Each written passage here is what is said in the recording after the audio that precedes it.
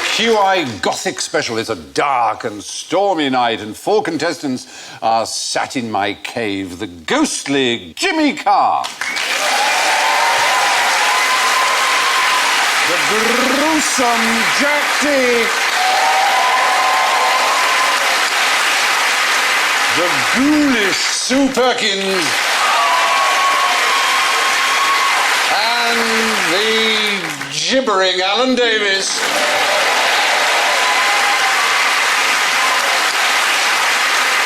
So let's hear, if we may, your blood-curdling buzzers. So Jack goes. Jimmy goes. Here's Jimmy. Sue goes. And Alan goes. Arsenal 0, Norwich City 3.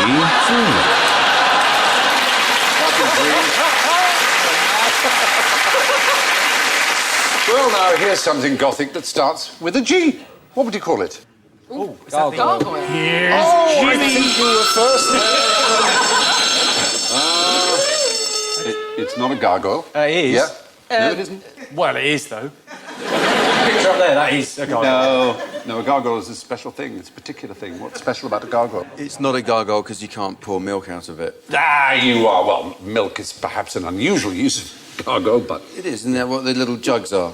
Oh, yes, they are, but it's a water spout. That's water, isn't it? Yeah, that's a gargoyle. It's a draining implement. It's for guttering. Water comes out of gargoyles. It's from the French gargouille, meaning throat, at the same root as our word gargle. So what was the thing before? Oh, is it It also grotesque? begins with... It's a grotesque. Grotesque. Help yourself to a handful of points. Thank you. Very good. It's a grotesque, not a gargoyle. Hey, it's as simple as that. It's useful to know that there is... You say it's useful to know. I think it would have been useful to know about 2 minutes ago. Now, never going to come up again. Yes, it is. You'll be walking your best girl along the park near the cathedral, and she'll say... Oh, my best girl. Yes. Your second best girl's at home. Pouring out of her mouth. Yeah.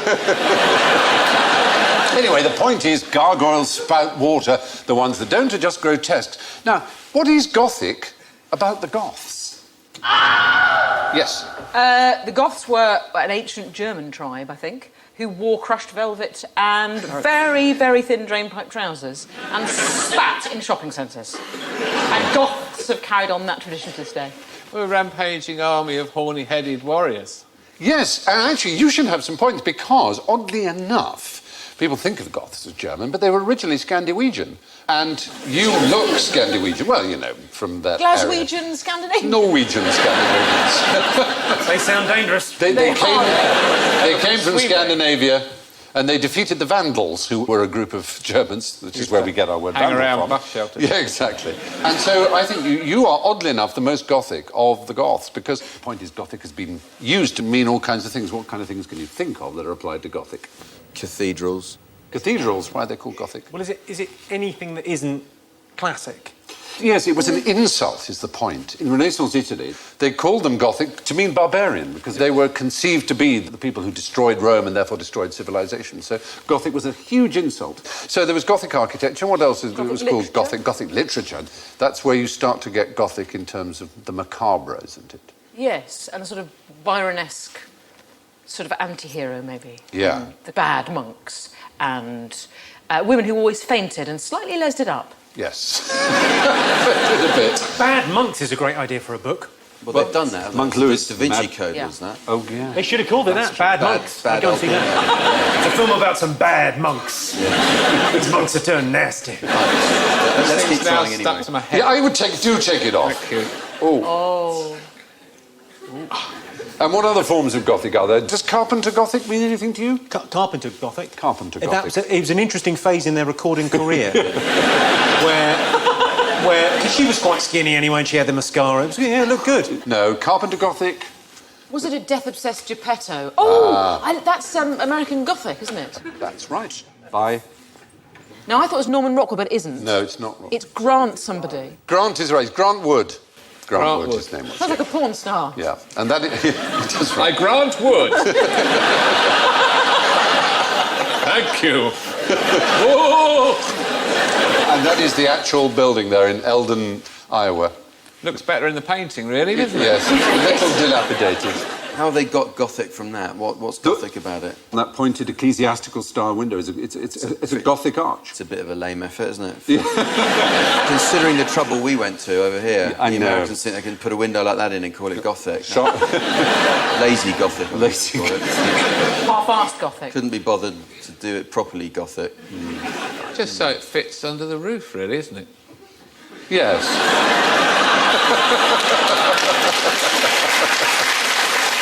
Oh, what are we going to do with the window? Oh, I don't know, we better bend it in and tell them it's Gothic. Wasn't the guy in that painting his dentist? You're absolutely right. It was Grant Wood's dentist. Points for Sue Perkins. That's pretty damn good. And the woman... Is it Gail from Corrie? Pretty sure that's her. Gail Corrie. Helen Helen Worth. Very nice woman. She looks exactly like the character she plays.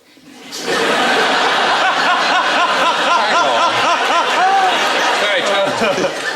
There's an incredible similarity. That's very good. Anyway, so there are lots of things we call Gothic. And, of course, there are the young people who go about in black eyeliner and stuff. Well, I like the fact that it makes me think that the Goths sacked Rome only after being nagged by their mum for a fortnight. Oh, do we have to? Rubbish. They are.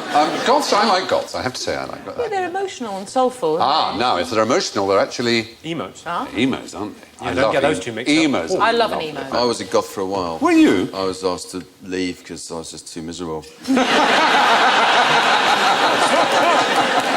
You're a bit of a downer, to be honest. You're bringing them down. Bring the Goths down.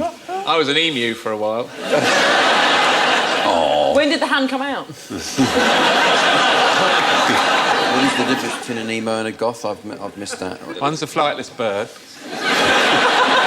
One's a marauding and the other one's a killer. horny-headed vandal. You've got like Fields of the Nephilim and Sisters of Mercy, and then you've got like, I don't know, My Bloody Valentine and Death Cab for Cutie. It's like different. What? Like being on a show with your dad. Yeah. Oh, you don't get it. That's what we're aiming I hate for. you. They say that emos want to kill themselves and Goths want to kill everyone else. I think goths are they've decided to bring together all the things that parents hate and fear most. Yes. And just put it all into one look, with a pasty face and horrible dyed hair and punk clothing and rubbish music and too much cider. I wanted to paint my bedroom black when I was a teenager. What's the urge there? That sort of seems to be very common. What colour do you want your room? Black. All of it. Totally black. Feeling black all day. Were you allowed to do that, Alan, with your room? No. Lots of wallpaper from Fads, right? And after I had it put up, I was quite pleased with it, and I was watching Coronation Street. This is 1982, I think. And Mike Baldwin was on at home with a glass of wine, flirting with someone with slightly boofy hair, and I realised, as I looked behind him, he had exactly the same wallpaper as me. And I felt really unwell then. I've got the same taste as Mike Baldwin. Very lowering. Fad. But then I settled on that as a role model, and that was fine. My bedroom, hyacinth bouquet. My bedroom, hyacinth bouquet. My bedroom, identical. I like the idea that Goths are a little bit like vampires. They so want to be vampires, and they're sort of a bit the same, like they can't go out during the day or in summer. They just sort of melt. Yeah. And the white faces. Alice Cooper, was he an early... I mean, it's almost a goth look, isn't it? Looks pretty gothy to It me. looks, Yeah, he counts. gothish. Robert Smith of The Cure, does that count as goth? I'd call that Defines pretty it, doesn't he? goth. Yeah. Susie He Sue. Susie Sue, indeed. Well, you look then- quite Susie Sue. That's very sweet of you, but we both know I've got a ridiculous pair of glasses on top. You see, that was quite goth. Yeah. That is librarian goth. It's a new movement. Library. I don't know about library. I'm maybe supply teacher. Supply teacher goth. Oh, just over the glasses. Yes. Yeah. Oh. Slightly licking the pencil. Yeah. Oh, that's coquettish. I'm too old for that. Don't know what Well, happened the there. point is there were many things that we call Gothic, and just about the only thing they have in common is that they are completely unconnected to the Goths. But who painted this picture? Yes. Van Gogh. Oh, we're after... How is it? Well, I'm going to go Van Gogh.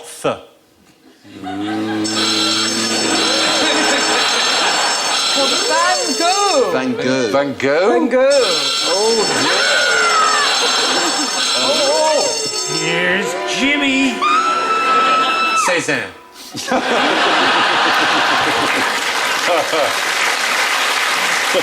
At least you don't lose points for that for some extraordinary reason. Van Gogh. Closer, but we Van need... Gogh. What? Oh, better. Van Gogh. Van Gogh. Now, listen, we can help you out with how that name... You came jolly close, Jack. Were you aware there's a Dutch version of QI? Yeah. Yes. And would you like to see the presenter who Not really. yes, you would. They will certainly be naked. Here he is, and he's going to tell us how the name is Oh, pronounced. yeah, it's going to be pretty good. He Oh, is it's so sexy. Archie this. Gappin. Yeah. Oh, that's good. Come on. Come on, show me. The correct Dutch pronunciation is Vincent van Gogh. But please don't try this at home. There you are. I Yeah, love well, him. what would he know? It's good. Van Gogh. He wears more makeup than you, Stephen.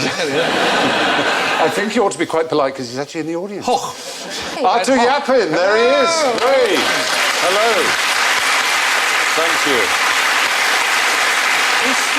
Arthur, hoe gaat het met jou? Het gaat goed, Mopje. Steven. Ja, goed? Dankjewel. Ja. Goedenavond. Ja. Excellent to see you. Very good. How does QI, is it a success in Dutchland? Yes, people love it. Oh, good. And do you have a regular person who sits next to you every week? I do. He's called Thomas van Luijn. Van Luijn. Is he a bit, what's he like? How can we put this delicately? He is a bit like Alan. He's sharp, he's funny, he's clever. Yes, we have to be kind to them. And we have to be kind to them. You can see that behind Van Gogh Yeah, very good. is very similar to Mike Baldwin's wallpaper. It's really uncanny. So Looks you a had- little nicer. You had taste after all. After I also all. should say Arthur Yappin is a very, very, very brilliant novelist. Dank u wel, Arthur. Dank je wel, Thank you. sir. Bye. That's Arthur Yappin, ladies and gentlemen. Thank you very much. Are we talking about Van Gogh Van Gogh. now? Yeah, go on. Because he gave his ear to a girl, didn't he? Prostitute. To a or prostitute, Rachel. yeah. Well, there, I'm yes. just I mean, that is wondering- the story. One of the I was wondering if that was a very primitive bugging device. He thought she was cheating and he went, right, I'm going to see. I'll leave that in the room. There's that John Sayles film. Have you seen it called Brother from Another Planet? It's a really, really good film. Yeah. About a guy who lands, who's an alien, but he just looks like a black guy from Harlem. So he goes and lives in Harlem, gets a job fixing fruit machines. And what he can do, he can take his eye out and leave it, and then he can still see. Ooh, Much as I have done there. yes. I don't know why I've shut my eye to tell the rest of the story. Do you think Van Gogh was eavesdropping using his own ear? You want Almost leaving that around the certainly. place. Almost certain. Yeah. There is now a theory, of course, that he was cut off by Gauguin in a fight, isn't there? Yeah. Yeah. Oh, it's not pronounced Gauguin. Hey. You've got two G's. There Gauguin. we are. I'll have you know. He looks like he'd have your ear off in a second. And that's But of course, he was a bit unfortunate, Van Gogh, in his reactions to things. I mean, there was a girl he was in love with back in Holland, and he went round to see the parent who denied him access, and he put his hand in the flame of a candle, and kept it there, and that said, would have for as really- long as I keep it there, she can see me for as long as I keep my hand. I'll keep burning it. And the father just blew the candle out and said, go away. Thanks to our friends from the Dutch version of QI, we were able to give you the correct pronunciation of Van Gogh, the great man's name. Sounds like an outbreak of pneumonia in a frog pond.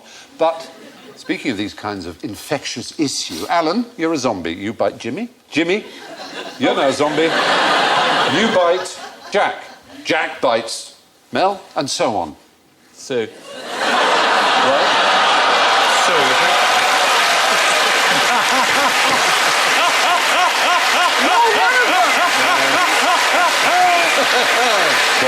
Stephen, Come on, Hugh. 10 points. Programme. 10 points now, Stephen, if you know our name. It's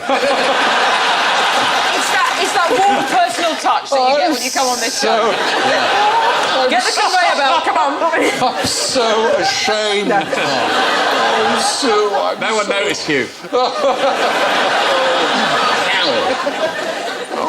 Sorry, I've just been bitten and been called the wrong name. I'm sorry, Sue. No. I'm so sorry. Yes, you've been. But the point is, there you are. The reciprocation has gone on. You've all been. Yeah. You've all been turned into zombies. What I want to know is how long it would take for the whole planet, everyone in the world, to be turned into a zombie. 15 That's minutes. 6.8 billion people. I reckon it would take about... How are they travelling? Just that... Well, the yeah. That is really... That like is the holding a problem. tea tray on a cruise ship. That is, years. Millennia, maybe. I think it's a trick question. Because you're vegetarian, and you wouldn't bite me, I don't think. You'd have a salad. I wouldn't consume you, but I would be prepared to kill you, to turn you into one of me. And then we will all live in windmills and solve crime.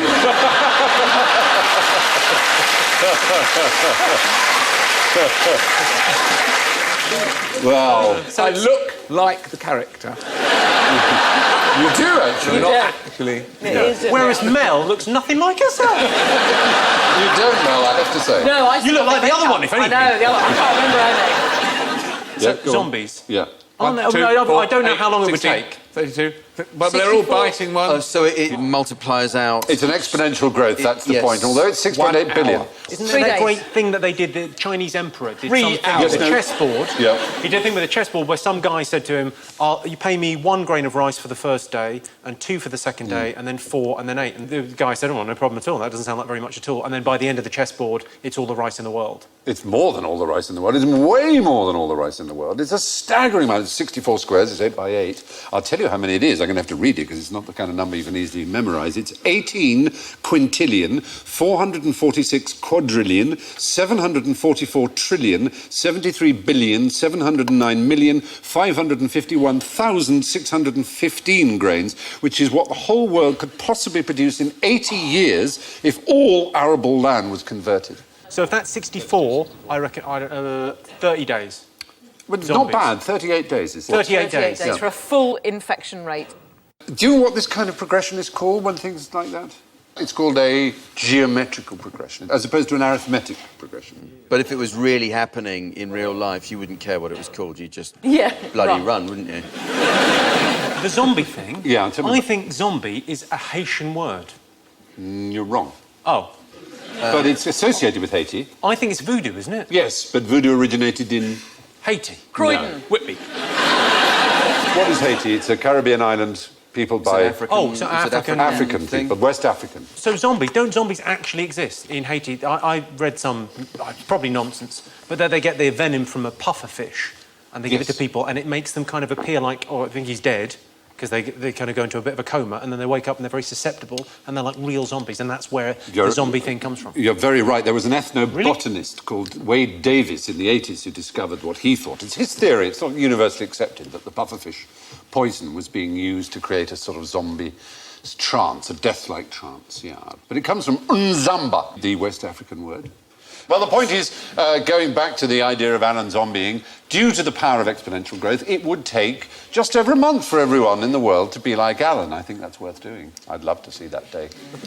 I really would. Now, where's this fish? We were talking about pufferfish. Where's this fish going? A massive cat. It's got decoy written all over it. Yes. A bird.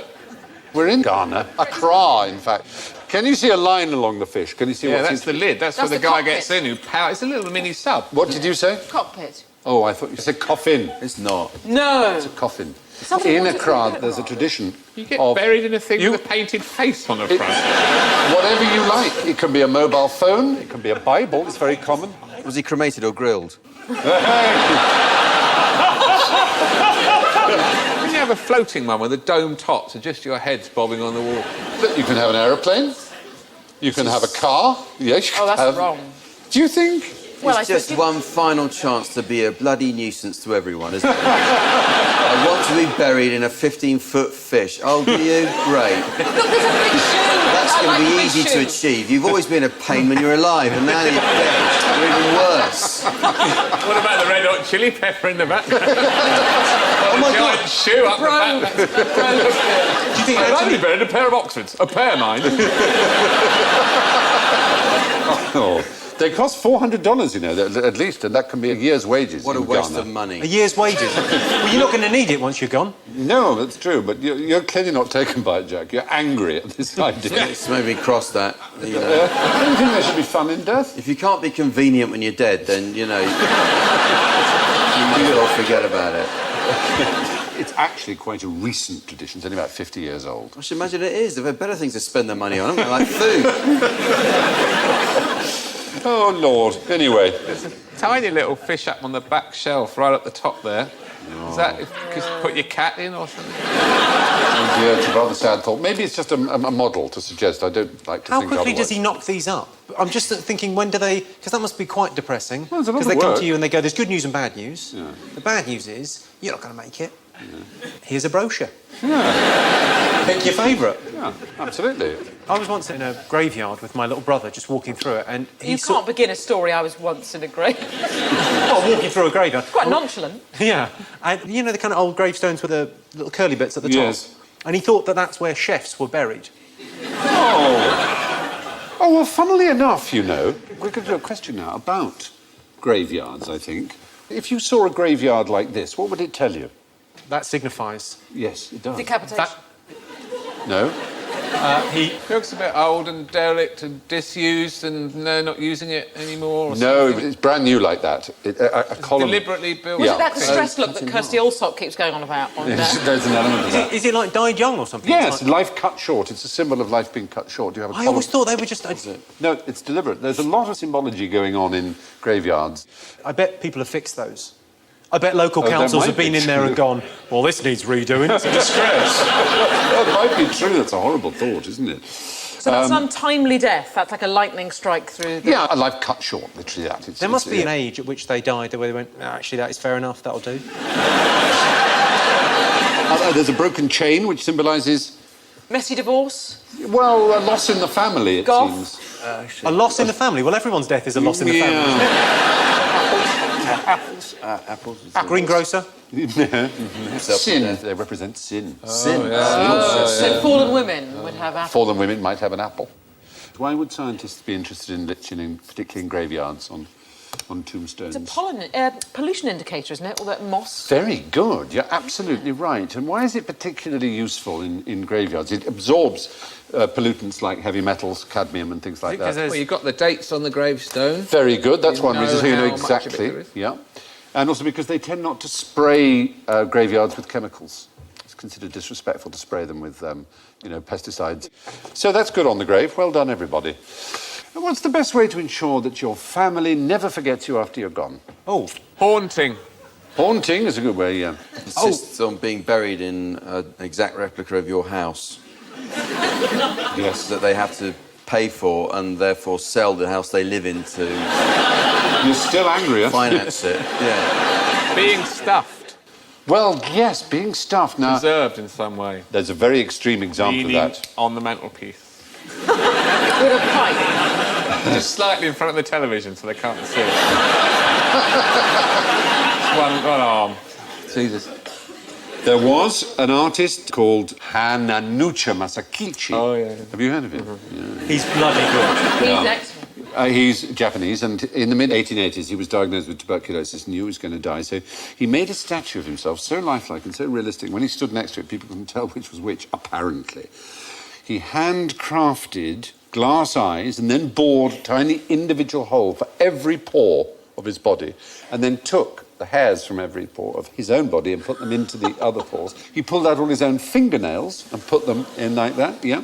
His toenails and his teeth, right? Now, obviously, this is a replica because it's quite shiny and obviously not anything like a real person.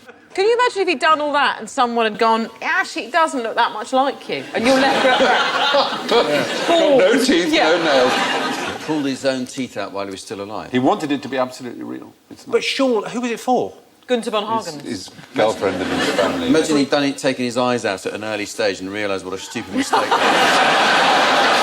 Oh, damn. But it found its way, the original, to Robert Ripley's auditorium in Los Angeles. But Not unfortunately, what he had in mind. it was injured in an earthquake in '96, and it's currently awaiting restoration. There is a replica in London's auditorium. I didn't know we had an auditorium, but apparently we Yeah, do. we do on Piccadilly Circus. Yeah. Where did they get this one from, then? No, this is the one from the auditorium. There are other things you can do there. You can be turned into compost. Well, what happens is you're dipped in liquid nitrogen and then vibrated, and liquid nitrogen makes you so brittle because you just turn into Vibrating. sort of And if dust. Yeah, it smashes That's a into sales dust. pitch, isn't it? And if that doesn't kill you... Yeah. Hey! Then use a magnet to get rid of mercury and other metals, which can then go into the making of something if you wanted to, or into an ordinary recycling thing, so they just make a car or whatever it is, or bits of a car, obviously. And then you've got about 25 to 30 kilograms left over, which gets put into a coffin made of maize or potato starch. And you're then buried and you rot into the earth and you're biodegraded in about 6 months, 12 months, something like that. It's a weird how the world has changed, isn't it? Because it used to be people wanted to leave a mark on the world. That was the whole purpose of a kind of great laugh. I'm going to leave a mark. People will know I was here. And now, exactly the opposite. I'd like no one to have known. Yeah. I won't leave a mess. Yeah, absolutely. You won't know I've been here. Yeah. Keep it and grow back. Well, there's a That's your Uncle Jimmy there. That tomato sticking out of him. What about... I've done Pak Choi this year on him. I'd be very happy. What about letting your family see you disintegrate, see you in your coffin? Have a camera. Have a camera in your A coffin? webcam, No. yeah. There is a Seattle-based company called seemerot.com. I'm not making it up. I'm not making it up. And they have a light and they have a webcam, and you can watch your loved one basically rot. There you go. Can I... When you say the only problem I've got with that is loved one.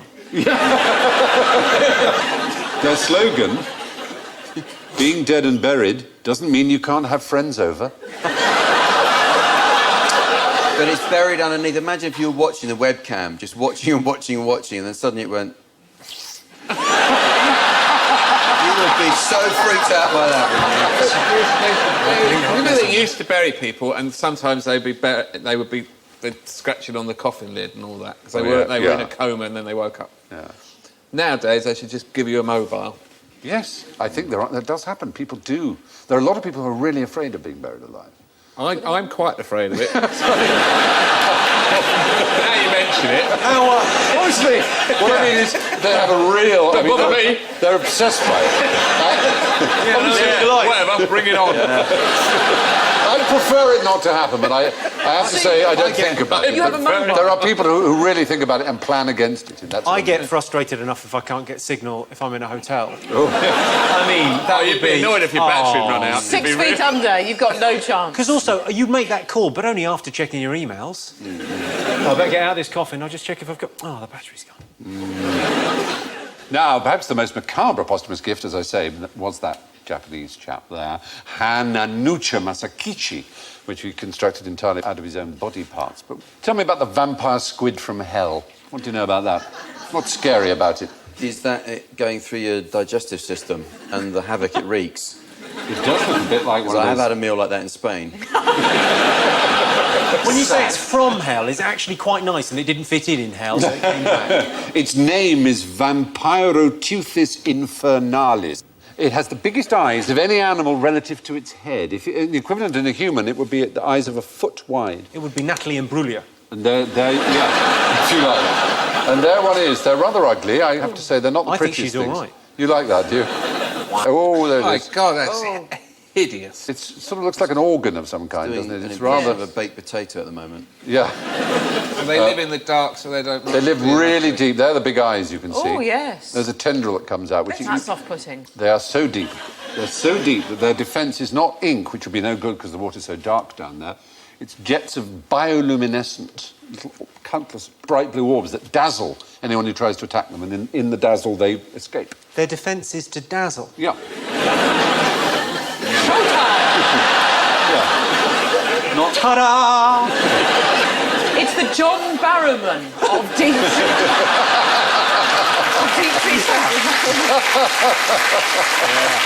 Get back or I'll show you my teeth! Anyway, despite its name, the vampire squid from hell is a docile creature that floats through the ocean, releasing a kind of firework display from its arms when threatened. What's the toughest way, though, to become a mummy? Well... I'll take it. Yeah. Here's Jimmy! Reverse cowgirl?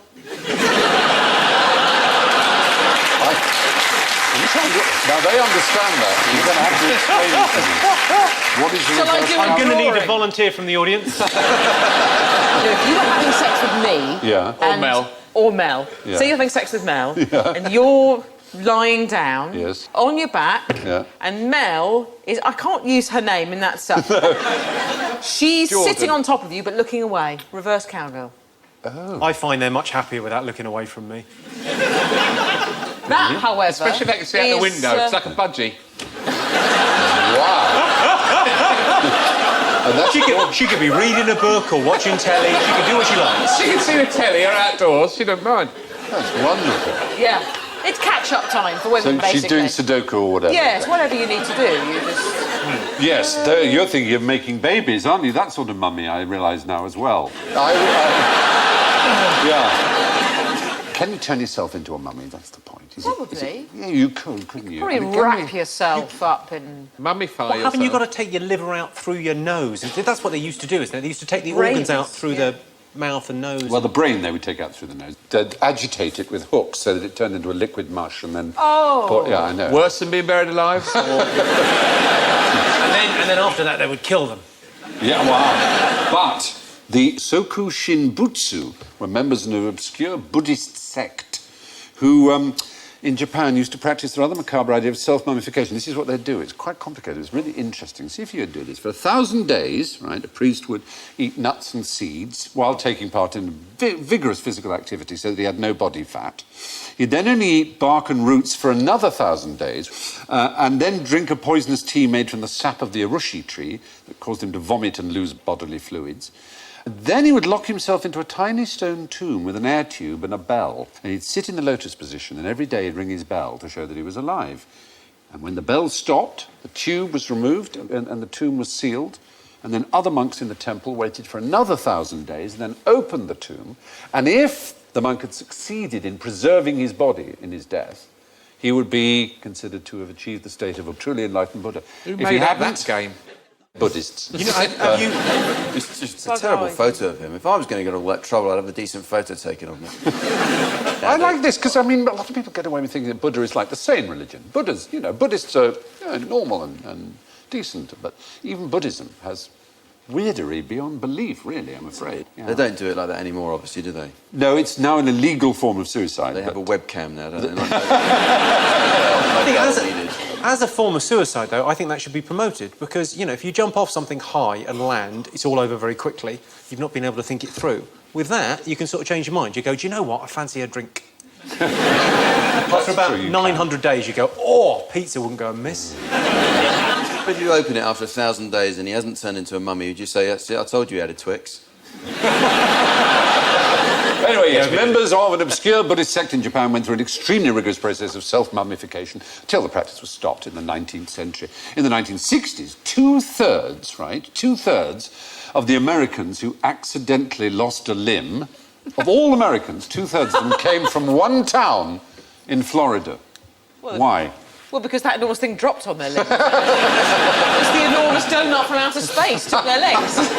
Because it cost an arm and a leg to live there. Well, hey, now, Josh, because now. Oh, there's more. No. I'm here all week. No, it's actually, it was all men, funnily enough, I think. I don't think any of them were women. Is it the town where they put the diabetic clinic next to the donut shop?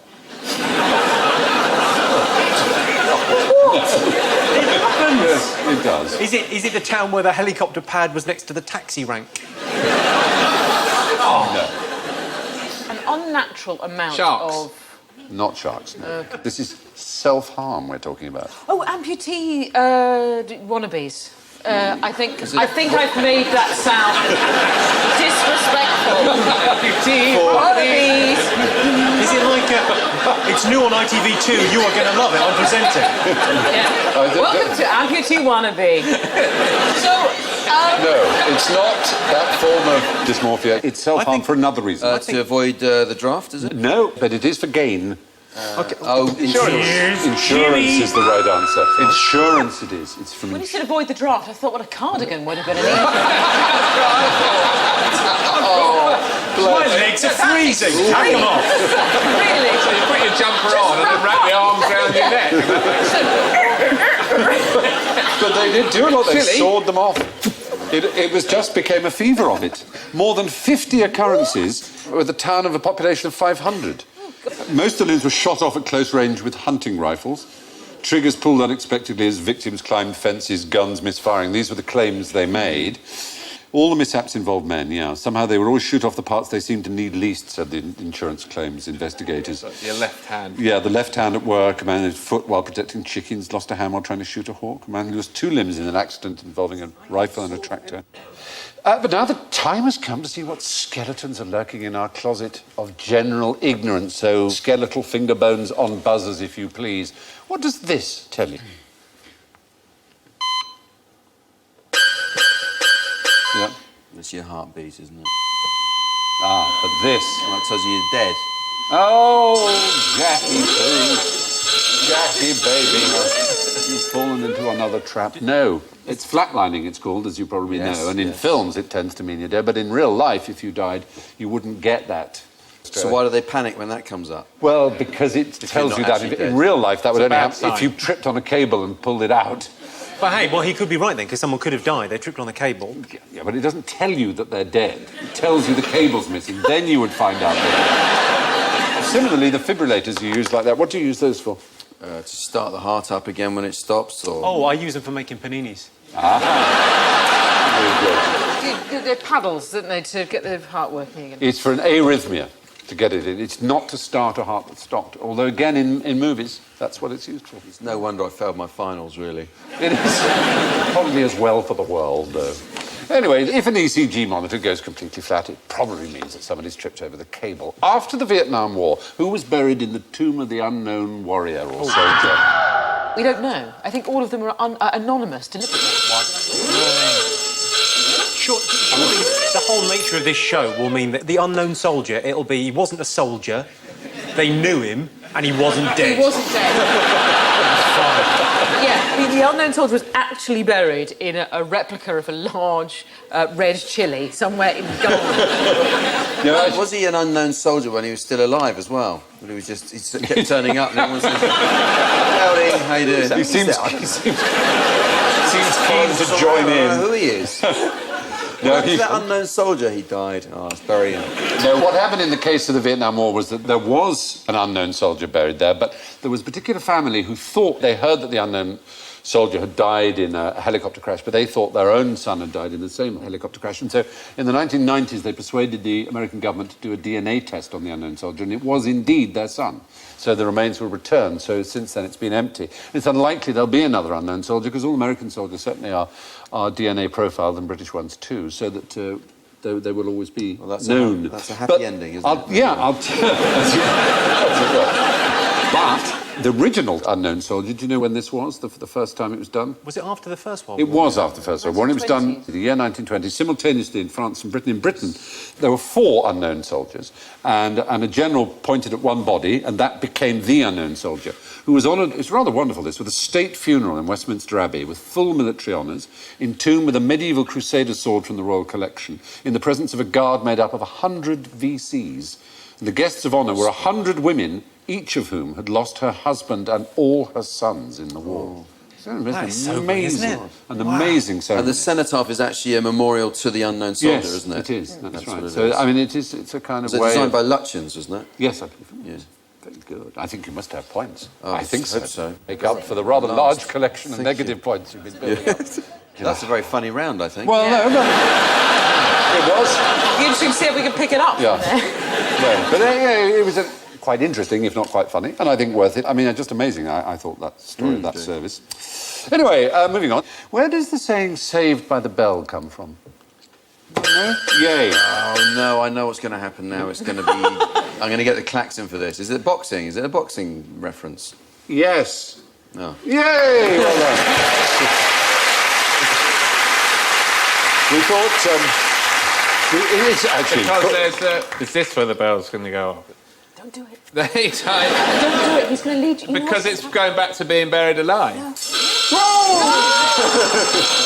How can you get it wrong after he's got it right? That's extraordinary. Only Alan. You were literally saved by the bell. He buzzed in and got it right. You couldn't say the stupid thing and you went there anyway. You were amazing. I find it quite interesting, though. It is I interesting. thought that was a true one. No, a lot of people do think that. You had It a is bell not true. tied on a string to your toe or something, and if you're buried alive, you'd start kicking. Yeah. And go ding, ding, ding. There have been people who I've been so afraid, as we were saying, of premature There was burial. a film, wasn't there, of someone, an old film of a man who was so afraid of being buried alive that he equipped his tomb with all these different emergency things. But of course, when he came round, it had all rotted and all the string for the bell had corroded. And There's an Edgar Allan Poe story called The Premature Burial. Never going to be that premature, though, is it? Maybe 5 days max. That's true enough. It's premature enough for most of them. What can you tell me about Mozart's burial, though? Oh. Here's Did they play Angels by Robbie Williams? No. Was it Bohemian Rhapsody? Was it do you know they do have a top 10 of the playoff tunes that people choose for going into the... And do you know what one of the most popular is? Countdown. No! As we go in, I promise you.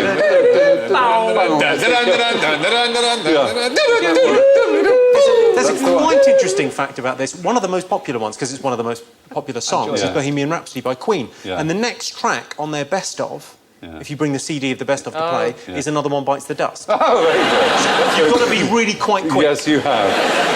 It's a better choice anyway. It is much better. Well, this is a terrible way to hear that he's dead. But contrary to common and popular belief, it was not a pauper's funeral he had at all. Only the aristocracy had tombs and vaults in those days. In fact, his funeral cost quite a lot of money. It cost 8 guilders and 56 kreutzers. Oh, I heard orchestra that was all paid for by Guten Tag, which was their version of Hello magazine. They covered it very tastefully. It was really nicely done. But in Mozart's own lifetime, he had a pet starling, whom he buried, a starling, in 1784. And its whistling inspired the principal theme of the last movement of Mozart's Piano Concerto K453, which you can hear. Well, that's the starling, obviously. Oh, it sounds Piano like a night. What was that? No, Mozart wasn't buried in a pauper's grave. He had the same kind of funeral as everybody else in Vienna at the time. And finally, it's time for the scores. And, oh my goodness me. Well, I'm sorry to say that in last place with minus 28, it's Jimmy Carr.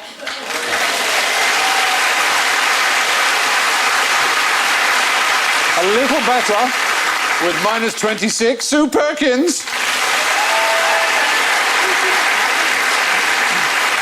But there's no question about it. Tonight's winner, tied on minus 17, it's Alan and Jack.